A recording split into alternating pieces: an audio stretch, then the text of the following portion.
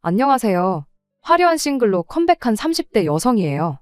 저는 오늘 혹시나 사연 들으시는 분들 중 이혼을 결심하기까지 밤새 뒤척이며 골머리를 앓던 저처럼 지금 마음고생을 하고 계신 분들께 이혼을 너무 어렵게 생각하실 필요 없다는 말씀을 드리고 싶어 이렇게 사연을 보내게 되었습니다. 이혼한 게 얼마나 대단한 자랑거리라고 조언까지 하려드냐 싶으실 수도 있지만 글쎄요. 조언까지는 아니에요. 사람마다 개인적인 사정이 있으니 제가 내린 결정이 제일 옳다고는 말할 수 없을 테니까요. 하지만 저는 요즘 전에 없이 잘 지내고 있습니다. 그러니 저는 제가 최선의 결정을 내렸다고 믿고 요만큼도 후회하지 않고 있어요. 이혼을 하고 나니 이렇게 속이 후련하고 편한데 그동안 뭐가 그렇게 두렵고 무서워서 시간만 끌고 있었는지 그런 인간의 아내로 흘려보낸 제 꽃같은 시절이 아쉽기만 합니다. 저와 남편 사이에 아이는 없어요. 그리고 처음부터 아이 생각이 없던 건 아니었지요. 결혼하자마자 직장을 관둔 것도 아이를 갖기 위해서였으니까요. 하지만 제가 직장을 관두기가 무섭게 남편은 완전히 다른 사람처럼 변했고 그런 남편의 모습에 진절머리가 난 이후로는 아예 아이를 가지려는 시도조차 안 하게 되더라고요. 그런데 이런 사정을 아는 친구가 언젠가 물었습니다. 그럼 아이가 있었으면 잘 살지 않았겠냐. 하지만 사람이 하나를 보면 열을 안다고 남편은 아이가 있다고 해서 크게 달랐을 것 같지 않아요. 오히려 제 신세만 2배, 3배로 고달퍼졌을 테지요. 그리고 다들 이야기하니까 저도 밝히자면 저희 또한 요즘 대세라는 반반 결혼을 했습니다. 남편이나 저나 당시의 벌이는 비슷한 편이었어요. 그런데 두 사람 다 사회생활을 시작한 지 얼마 되지 않았던지라 양가의 도움 없이 부부가 되기는 빠듯한 형편이었죠. 그래서 양가로부터 똑같은 액수의 지원을 받고 더 필요한 건 대출을 받았어요. 그런데 결혼하고 얼마 지나지 않아 남편이 아이 얘기를 꺼내기 시작했습니다. 둘 다 1살이라도 젊을 때 아이를 가져야 신체적인 부분에서나 경제적인 부분에서나 유리하지 않겠냐면서 말이에요. 그리고 그런 남편의 말이 어느 정도는 저도 일리가 있다고 생각했지만 문제는 저는 이를 포기하고 싶지가 않았습니다. 출산과 육아로 생기는 공백이 부담스럽기도 했고 무엇보다 저는 제 일을 사랑했거든요. 하지만 결론부터 말하자면 결국 남편이 원하던 대로 저는 회사를 관뒀어요. 그나마 다행인 건 제가 종사하고 있던 분야가 프리랜서로 활동하기에도 나쁘지 않았으니까요. 하이리스크 하이리턴이란 말이 딱 맞는 업종이었던 거죠. 그래서 아예 아이를 안 낳을 거면 모를까 언젠가는 내려야 할 결정이란 생각에 남편의 뜻에 따라주기로 했네요. 회사를 나오던 날 대표님이 1층까지 따라 나오시면서 한 번만 더 생각해보지 않겠냐며 많이 아쉬워하셨어요. 그리고는 혹시나 복직하고 싶으면 언제든지 연락하라고 하셨는데 저도 그게 정말 그런 뜻은 아니었을 거라고 생각해요. 하지만 한편으론 그래도 내가 나름대로 인정은 받았었구나 하는 생각과 함께 이 회사에 들어오려고 제가 고군분투하던 시절이 주마등처럼 스쳐 지나가면서 기쁘기도 하고 아쉽기도 하고 그렇더라고요. 아무튼 그렇게 회사를 관두고 프리랜서 생활을 시작한 지 딱 1달이 지났을 때였어요.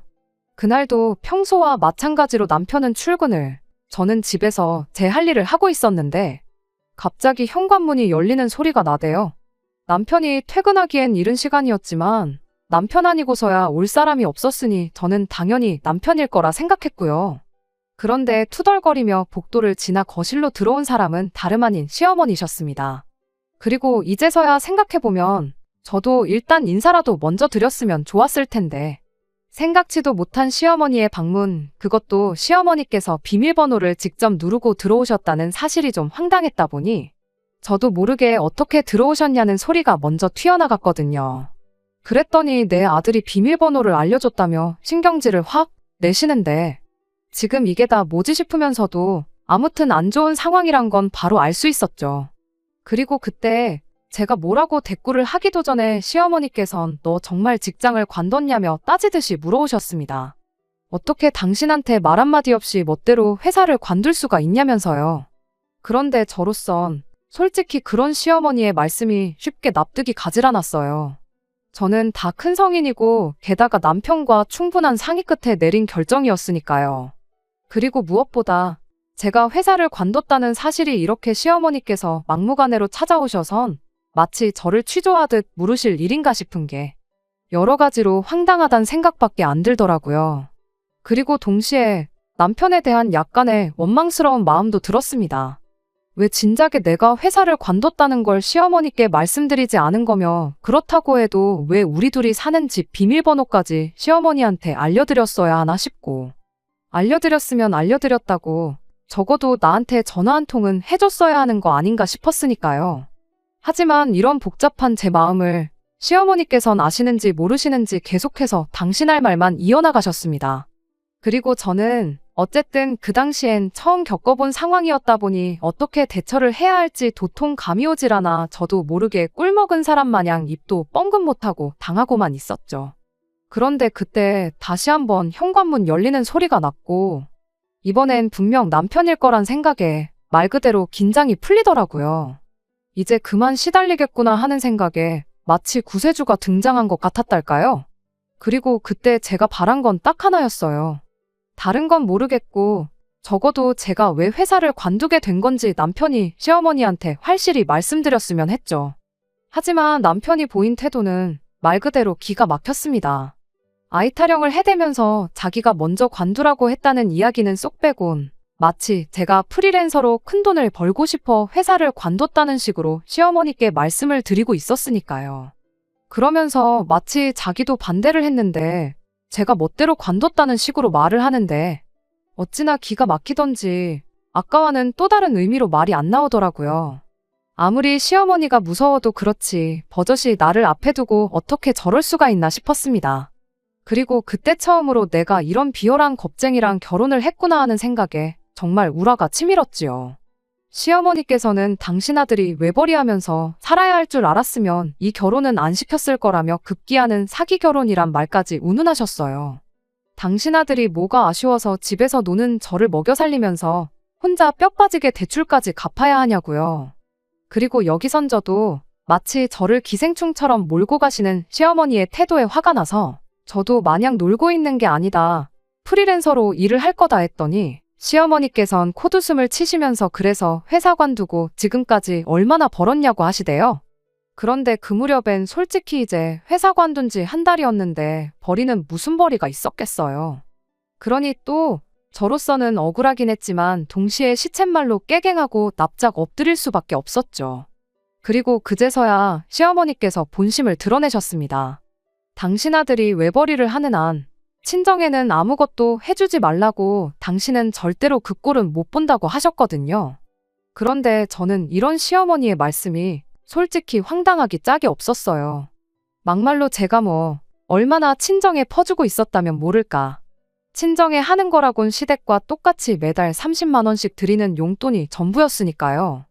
그런데 시어머니께선 이제 그 30만 원도 내 아들이 피땀 흘려 번 돈이니 친정에는 절대 주지 말라는 말씀이 하고 싶으셨던 모양이더라고요. 순간 짜증도 나고 한편으론 뭐랄까 비참했달까요? 내가 돈 30만 원에 시어머니한테 이런 소리까지 들어야 하나 해서요. 게다가 남편도 뭐 그러면 그런 시어머니를 말리는 흉내라도 내야 하는데 무슨 동네 불구경하듯 가만히 있으니 저로서도 말이 곱게는 안 나가더라고요. 그래서 걱정 마시라고 그렇지 않아도 안 드릴 생각이었다고 했어요. 그리고 시어머니께서도 당신이 원하시는 대답을 들으셨으면 그만 좀 하셔야 하는데 굳이 또 덧붙이시기를 매달 드리는 용돈뿐만이 아니라 명절이고 경조사고 친정부모님 생신 때도 뭐 하나 당신 아들 돈으로 챙기다가 걸리면 가만 안 두겠다는데 진짜 시어머니고 어른이지만 할 말 못할 말 구분도 못 하시는구나 싶은 게 저런 분을 평생 어떻게 가족으로 생각하고 살아야 하나 싶대요. 아무튼 그렇게 시어머니께선 당신이 하고 싶던 이야기만 쏟아내곤 뒤도 안 돌아보고 집으로 돌아가셨어요. 시끄러웠던 집안은 언제 그랬냐는 듯이 조용해졌고요. 그리고 저는 이제 남편이 어떤 식으로든 저에게 해명이든 설명이든 무슨 말이라도 할 거라 생각했는데 남편이 꺼낸 이야기는 제 예상과는 완전히 달랐습니다. 시어머니 말씀이 다 맞는 얘기라면서 솔직히 지난 한 달 동안 자기가 너무 힘들었대요. 돈 생각만 하면 막 머리가 아프고 심장이 뛰고 스트레스가 이만저만이 아니었다나요? 기가 막혔어요. 잘 다니는 회사를 관두라고 사람을 들쑤신 게 누군데 지금 내가 지를 원망해도 부족할 판에. 뻔뻔한 남편의 태도에 정말이지 할 말이 없었습니다. 게다가 제가 회사를 나온 지 몇 달이 된 것도 아니고 딱 한 달이었잖아요. 그러니 저로서는 솔직히 막말로 남편이 몇 달이나 혼자서 가정을 꾸려나간 것도 아닌데 벌써부터 더럽게 생색이다 싶은 게 치졸하고 치사하단 생각뿐이 안 들었지요. 그래서 저도 억울한 제 마음을 쏟아내며 당신 정말 너무한다 했더니 한 달 동안 수입이 빵원인 제 자신을 탓해야지 왜 자기한테 그러냐면서 됐다고 말 나온 김에 이제 돈 관리는 각자 하자대요. 생활비도 이제 매주 자기한테 타서 쓰고 영수증도 가져오라면서요. 그리고 이때 진짜 진심으로 이혼을 고민했어요. 제가 평생 수입이 빵원일 리는 없으니 이런 상황이 얼마 가지 않을 건 분명했지만 남편의 본색을 알아차린 것 같았달까요? 그런데 한편으로는 결혼한 지 반년도 안 돼서 이혼을 한다고 하면 주변에서 얼마나 떠들어댈까 싶고 한편으론 친정부모님 체면도 걱정이 되더라고요. 그래서 결국 이혼 소리는 못 꺼내고 대신 일단 하루빨리 다시 돈부터 벌어야 한다는 생각에 이튿날 날이 밝기가 무섭게 전 직장을 찾아갔습니다. 그런데 저를 맞으시는 대표님의 표정이 아주 반갑기만 한 것은 아니었어요. 뭔가 제가 부탁하면 어떻게 거절을 해야 하나 하는 난감함이 얼굴에 그대로 드러나 있었거든요. 그리고 그런 대표님의 표정을 보고 나니 저도 자존심이 있지 차마 돌아오고 싶단 말은 할 수가 없었습니다. 부탁이란 게 하는 사람도 어렵지만 거절해야 하는 사람 입장도 쉽지는 않으니까요. 그리고 저는 무엇보다도 대표님과 제 관계를 허투루 날려버리고 싶진 않기도 했어요. 업계 내에선 꽤나 영향력이 있는 사람이기도 했고 그래서 그냥 별의미 없는 이야기만 조금 주고받다가 웃는 얼굴로 돌아 나왔네요. 남편은 퇴근하고 집에 들어오기가 무섭게 복직은 했냐, 언제부터 다시 출근하냐며 질문 공세를 쏟아냈습니다. 그래서 제가 복직은 안 한다고 했더니 저보다 더 실망한 티를 팍팍 내면서는 그럴 줄 알았다면서 이제 정말 어떡하냐고 이달도 자기 혼자 벌어야 하는 거냐며 한숨을 푹푹 내쉬는 거예요. 하지만 남편의 개차반 같은 짓거리는 거기서 끝이 아니었습니다. 며칠 뒤 아침을 차리고 있는데 남편이 대뜸 오늘 아버님 건강검진이 있다며 저더러 모시고 다녀오라대요. 그리고 저도 뭐 바쁜 게 아니었으니 남편이 곱게 부탁했으면 별말 없이 알겠다고 했을 텐데 대뜸 한다는 소리가 생활비를 받아쓰려면 저도 뭐 하는 일이 있어야 할 거 아니냐면서 앞으로는 자기가 이것저것 시킬 거니까 그때마다 군소리 없이 그냥 하라는 대로 하면 된다나요? 게다가 그뿐만이 아니었습니다. 생활비를 얼마를 주는데 메뉴가 이게 뭐냐. 청소는 왜 이렇게 해놨냐 해가며 자꾸 트집을 잡는데 하루는 진짜 내가 왜 이런 소리까지 들으며 살아야 하나 싶은 게 말 그대로 현타가 오더라고요.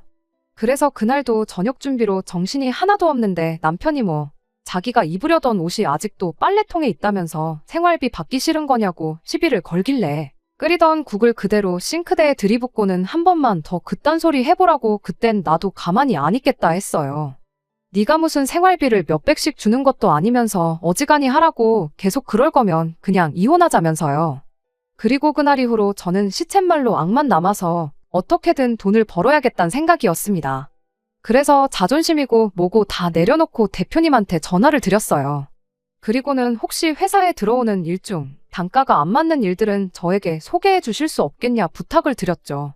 그랬더니 다행히도 대표님께선 당연히 해줄 수 있다면서 사실 그날 그렇게 저를 보내고선 당신도 생각이 많았다 하시더니 이렇게 연락 줘서 오히려 당신이 고맙다고 하시더라고요. 그리고 그때부턴 솔직히 대표님이 주시는 일은 마진이 얼마 건간에 주는 대로 족족 받았어요. 그랬더니 얼마 안 가서 제가 일을 잘한다는 게 입소문이라도 났는지 회사가 아닌 저를 보고 들어오는 일도 늘어나기 시작했지요. 그리고 그때부터는 남편과 각방 생활을 시작했습니다. 사실 이미 정은 예전에 떨어져서 한 입을 덮고 자는 거 자체가 고역스러운 날도 많았는데 마땅히 핑계가 없다 보니 각방 쓰자 소리를 할 수가 없었거든요. 그런데 이제 일감이 많아져서 제가 잠자리에 드는 시간이 늦어지다 보니 자기도 자는데 방해받기가 싫었는지 제가 작은 방에서 자고 그래도 별말 안 하대요. 그리고 그런 남편의 반응이 서운하기는커녕 정말 다행이다 싶었습니다. 한편 그렇게 1년쯤 지나니까 어느덧 재벌이도 안정세에 접어들었고 그리고 그 무렵부턴 일부러 더 보란듯이 제가 친정부모님 차도 바꿔드리고 용돈도 올려드렸어요. 그리고 이런 이야기는 여지없이 남편을 알게 했고 시부모님 귀에도 들어가게끔 행동했는데 제가 그렇게 한 데는 다 이유가 있었습니다. 신혼 초에 돈 몇 푼 가지고 시어머니랑 남편이 저한테 줬던 그 모멸감, 그리고 그때 제가 느낀 비참함을 언젠가 꼭 돌려주고 싶었거든요. 그리고 마침내 그럴 기회가 찾아왔는데, 그날도 저는 평소처럼 정신없이 집에서 일을 하고 있었습니다. 눈코 뜰 새 없이 바쁘다는 게 이런 건가 싶은 날들의 연속이었지요. 그리고 그렇다 보니 집에 누가 들어오는지도 처음엔 알지를 못했어요. 아니 이제 와서 말이지만 들어온다고 해봤자 남편이었을 텐데, 솔직히 그 무렵엔 남편이 출근하고 퇴근하는 거에 별 관심을 두지 않았습니다. 남편은 제가 돈을 잘 벌게 된 이후로도 한 번도 제 능력을 인정해주는 법이 없었어요. 그저 남편이 하는 말이라곤 돈독이 올랐다, 지부모밖에 모른다, 그런 것들 뿐이었죠. 생활비 몇 푼 쥐어주면서 지 뜻대로 이리저리 부려먹고 싶었는데 그게 뜻대로 안 되니 심통을 부리는 어린아이가 따로 없었달까요? 그리고 저는 그런 남편을 받아주고 싶은 생각은 눈꼽만큼도 없었습니다. 한마디로 너가 이기나 내가 이기나 해보자 그런 것도 있었죠. 아무튼 그래서 그날도 남편이겠거니 하고는 저는 제 할 일만 하고 있었는데 누가 제 방문을 노크를 하더니 헛기침 소리를 내더라고요. 시어머니셨습니다. 참고로 비밀번호를 아무리 바꿔도 계속해서 툭하면 남편이 시어머니께 알려드리는 일이 반복되었기에 언젠가부턴 저도 에라 모르겠다 자포자기 상태였어요. 어차피 저는 제 방 안에서만 일을 하니까 오시던지 마시던지 손님 대접은 안 하겠다는 오기도 들었고요.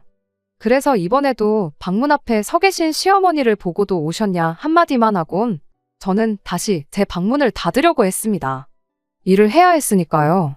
그런데 시어머니께서 얘기 좀 하자며 저더러 거실로 나오라시더니 저한테 뭐라도 좀 내와야 하는 거 아니냐대요.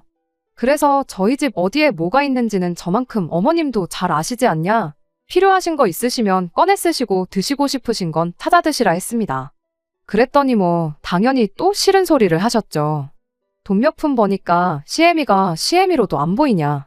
너는 네 부모한테도 그렇게 말하냐? 하지만 시어머니께서 아무리 무슨 말씀을 하셔도 제가 들은 척도 않고 미동도 없으니 이내 어이가 없다는 듯 혀를 한번 차시더니 대뜸 저더러 요새도 돈 좀 버냐 그러시는 거예요. 그래서 네, 잘 벌어요 했더니 그 돈 그렇게 벌어서 다 뭐하냐, 어디다 쓰냐 그러시대요. 그리고 저는 무슨 얘기가 하고 싶어서 저러시나 싶으면서도 앓는 소리 할 이유가 없다 싶었기에 저 갖고 싶은 것도 사고 친정 부모님한테도 드리고 그런다 했습니다. 그랬더니 시어머니께선 기가 찬다는 얼굴로 눈살을 찌푸리시더니 너는 네 부모 챙길 때 우리 생각은 안 나냐는데, 하마터면 마시던 물을 그대로 시어머니 얼굴에 뿜을 뻔했어요. 가까스로 물을 삼키곤 생각 안 난다고 했습니다. 아니, 생각은 나지만 남편이 알아서 잘 챙겨드리고 있지 않냐? 그러니 생각 안 하려고 한다 했지요. 그랬더니 또 마땅히 하실 말씀이 없으셨는지 덧붙이시길 원래 결혼하면 시부모도 내 부모다 생각하고 모셔야 하는데 너는 그런 걸 몰라도 너무 모른다나요? 그래서 저도 어머님 아버님이 저를 딸처럼 생각지를 않으시는데 저라고 그게 되겠냐 했습니다. 그랬더니 진짜 뻔뻔하게도 우리가 언제 너를 그렇게 생각을 안 했냐면서 당신 아들이랑 제가 결혼하던 그날부터 당신들은 저를 큰딸, 신우를 막내딸 그렇게 생각하고 있었다대요. 그리고 그 말에 정말 온몸에 소름이 끼칠 만큼 어이가 없었던 저로서는 그동안 가슴에 맺혔던 이야기를 꺼냈습니다. 그렇게 생각하시는 분이 제가 직장 관두고 겨우 한 달 쉬었을 때 찾아오셔선 그렇게 막말을 해대셨냐고, 저를 마치 거머리 기생충처럼 표현하셨지 않냐고요. 그러니까 시어머니께서 하신 말씀이 가관이었습니다. 그게 다 저 잘 되라고 한 얘기였다고 하셨거든요. 그러면서 제가 당신의 진심을 몰라줘도 너무 몰라준다면서 섭섭하다는데 도대체 무슨 꿍꿍이로 저런 말도 안 되는 억지를 써가면서 나오지도 않는 눈물을 쥐어짜내나 싶은 게 저로서는 말 그대로 한편의 쇼를 보는 듯 했지요. 그리고 그때 황당해하는 제 표정을 시어머니께선 어떻게 받아들이셨는지 대뜸 제 양손을 부여잡으시곤 이제부터라도 저랑 정말 친모녀처럼 잘 지내보고 싶다더니 난데없이 신우 때문에 속상해 죽겠답니다. 그러면서 이 일을 어떻게 해야 할지 상의할 사람이 저밖에 없다나요. 그리곤 제 눈치를 쓱 살피고는 하는 말이 신우가 결혼할 상대가 의사라는데 딱 지금 나한테 돈 얘기를 하려고 이러는구나 하는 감이 오더라고요. 하지만 아무것도 모르겠다는 식으로 계속해서 시어머니가 하시는 이야기를 듣고만 있었습니다. 그랬더니 이제 시어머니도 답답하셨는지 저도 사회생활을 해봤으니 알 거 아니냐면서 그쪽에선 병원 개원을 원하는 것 같은데 우리가 그럴 형편까진 안 되는 거 너도 알지 않냐. 대신 평수 작은 신혼집이라도 하나 해주려고 하니 돈 좀 보태달라대요. 그리고 저는 당연히 그런 시어머니한테 그 돈을 왜 제가 보태줘야 하냐고 되물었어요. 제가 정말 책상 앞에서 몇 시간씩 허리 한번 제대로 못 펴고 일해가며 번 돈인데 그 돈을 왜 신혼집에 보태주냐고요. 그리고는 잘난 어머님 아들하고 이야기하시라니까 걔가 무슨 돈이 있냐는데. 저도 알고 있었어요. 남편이 개털인 거. 제가 친정만 챙기는 걸 보고는 오기가 났는지 어느 날부턴가 남편도 아주 질세라 시댁에 이것저것 마구잡이로 사서 날라댔거든요. 그리고 그것도 유치하게 지도 이제 저한테 보라고 그런 거겠지만 택배로 한 번에 시댁으로 시키면 될 걸 꼭 우리 집으로 시켜서 보란 듯이 지가 하나하나 갖다 나르더라니까요. 그런데 남편이야 제 정확한 수입을 몰랐지만 저는 어쨌든 어느 정도는 파악을 하고 있었고 그러니 어느 순간부터 저 인간 저렇게 해서 뭐 남는 게 있나 싶었는데 역시나 제 예상대로였던 거지요. 하지만 뭐 그렇다고 해도 제 마음은 달라지지 않았습니다. 신우 시집 가는데 1,000원 한 장 보태줄 생각은 정말이지 요만큼도 없었어요. 그런데 한편으론 제가 그간 벼르고 벼르던 그 일을 실행에 옮기는 게 오늘이구나 싶었으니 굳이 지금부터 싫다고 말할 필요는 없겠다 싶대요. 그래서 시어머니께 얼마가 필요하시냐 여쭙습니다. 그랬더니 이내 시어머니 얼굴에 웃음꽃이 활짝 피면서 한 3억 정도면 좋겠다는데 솔직히 저한테 있는 돈 없는 돈 다 끌어모으면 딱 그 정도 되겠더라고요. 하지만 뭐 그런 걸 굳이 시어머니가 알게 할 필요는 없잖아요. 그래서 그 정도 돈은 일도 아니라는 식으로 그거면 되겠냐니까 다시 한번 웃음꽃이 피길래 더 기분 좋으라고 당장 내일이라도 줄 수 있다 했지요. 그랬더니 어머어머 소리를 연발해가면서 진짜 내가 며느리 하나는 잘 들였다며 아주 좋아 죽더라니까요. 그래서 그때 제가 대신 조건이 하나 있다 했습니다. 그랬더니 뭐든지 말만 해보라대요.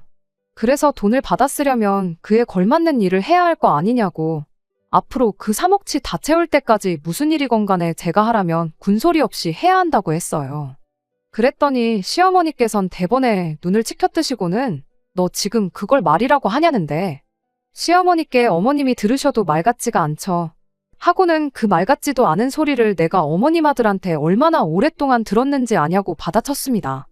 그리고는 다시 계산기 두드리는 흉내를 내면서 생각해보니까 요즘 저희 부모님도 나이가 드셔서 살림이나 잔심부름 같은 것 좀 대신해줄 도우미가 있었음 하셨으니 일단 신우더러 당분간은 저희 부모님 수발부터 들라고 해야겠다니까. 뭐 그때부턴 말 그대로 난리가 났어요. 시어머니께서 저러더 정신 나갔다면서 온갖 쌍욕을 퍼부으셨거든요. 그리고 뭐 그뿐인가요?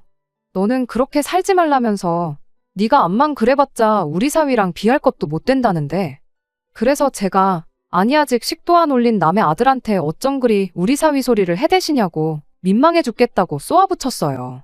그리고 그날 저녁 시어머니께서 씩씩대며 집에 가셨다는 사실을 남편이 모를 리가 없었고 그러니 제 예상대로 퇴근하기가 무섭게 남편은 우리 엄마한테 뭔 소리를 짓거린 거냐며 저에게 달라들더라고요.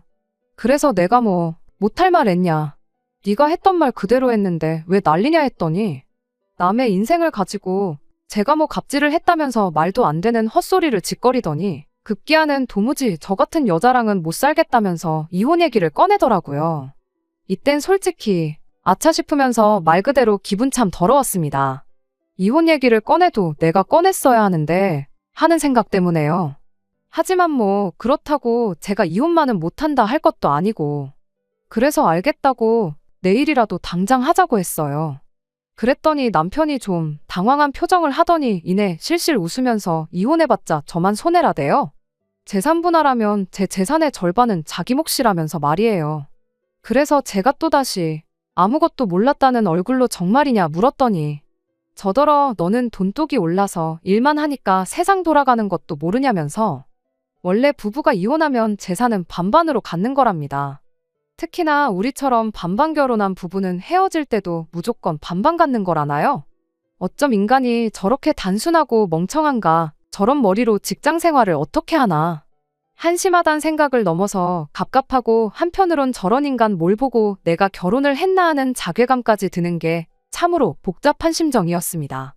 그리고 저는 그렇게 될 리가 없다는 걸 잘 알고 있었기에 남편이나 더 놀려줄 생각으로 그럼 이혼은 하지 말자고 했더니 이 인간이 제가 정말 뭐라도 아쉬워서 지한테 매달리는 줄 알았는지 더더욱 기고만장해서는 자기는 이제 정말 저한테 오만정이 떨어져서 못 살겠다면서 무조건 이혼을 해야겠다는 거예요. 그리고 그렇게 이튿날 이혼에 필요한 서류들을 미리 다 챙겨놓고 남편이 퇴근하기만을 기다리고 있는데 9시가 넘어서야 남편이 말 그대로 죽상을 하고 집에 들어왔습니다. 그래서 제가 여기 이혼 서류 다 준비해놨다니까 자긴 이혼 안 할 거라대요? 그러면서 나라법이 이상하다고 분명히 반반 결혼을 했는데 왜 재산 분할은 반반이 안 되는지 이해가 안 된답니다. 그리고 듣자 하니 회사에 반차를 내고 변호사를 만났던 모양이에요. 그런데 이제 아무래도 그쪽에서 남편이 기대한 대답과는 정반대의 대답을 해준 것 같더라고요. 참고로 저도 아닌 게 아니라 남편이랑 이혼 생각이 들 때마다 변호사를 이따금씩 찾아가 상담을 받곤 했는데 마지막에 받았을 땐 그런 말을 들었어요. 남편처럼 버는 족족이 다 써버리는 경우엔 재산 형성에 대한 의사가 없던 걸로 보여지기에 재산 분할 시 가져갈 재산도 없다. 그리고 그 이야기를 듣고 난 이후로는 제 마음이 어찌나 홀가분하던지 남편이 자기가 번 돈을 다 쓰던 말던 내 알바냐 싶었지요. 게다가 물론 저도 제 나름대로 제 재산을 지키기 위해 법적인 테두리 안에서 이런저런 손을 써두고는 있었습니다만 그건 여기서 제가 다 열거하긴 좀 그렇고 아무튼 저는 언제 이혼하더라도 두려울 게 없었던 거죠.